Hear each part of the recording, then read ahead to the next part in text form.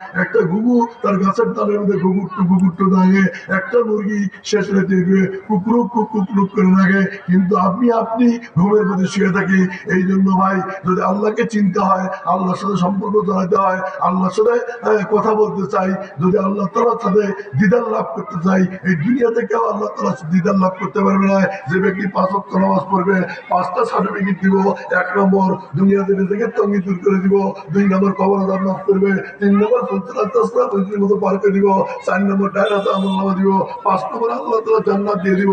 জান্নাত দিয়ে জ্ঞান তো হবে না, জান্নাতীদের সামনে আল্লাহ তাআলা হাজির হয়ে বলবে, আমি আল্লাহ তোমাদেরকে নামাজ পড়ার তৌফিক দিয়েছিলাম। বলেন সুবহানাল্লাহ। এই জন্য কারা কারা আছি আল্লাহ তাআলা সেই দেখতে চাই, একটা হাতটা তুলে দেখায় দেখি, আল্লাহ তোমার কুদরতি ক্যামেরা দিয়া ছবিগুলো তুলে নাও। কাল কিয়ামতের দিন আল্লাহ এই ক্যামেরা দিয়া যারা হাত তুলেছে একসাথে যেন জান্নাত যেতে পারি। বলেন সুবহানাল্লাহ। আল্লাহ তুমি আমাদের জান্নাতের ফয়সালা করে দাও।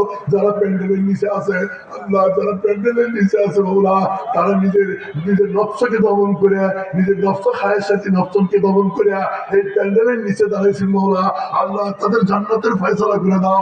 আমি রিজাল করিম সাহেবের সাথে যেন এই লোকগুলা জান্নাত যেতে পারে মাওলা, সেই তৌফিক দান করে দেয়। হাতটা নামে দেন। আমি রিজাল করিমকে আল্লাহ তাআলা বলবে, হে রিজাল করিম, তুই 7,000 লোককে নিয়ে জান্নাত চলে যা।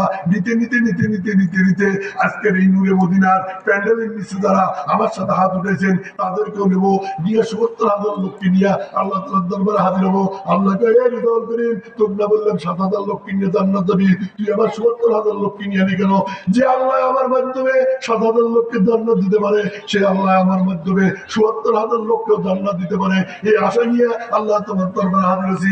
আল্লাহকে, যা তুই 70,000 লোককে নিয়ে জান্নাত চলে যাবে। সুবহানাল্লাহ।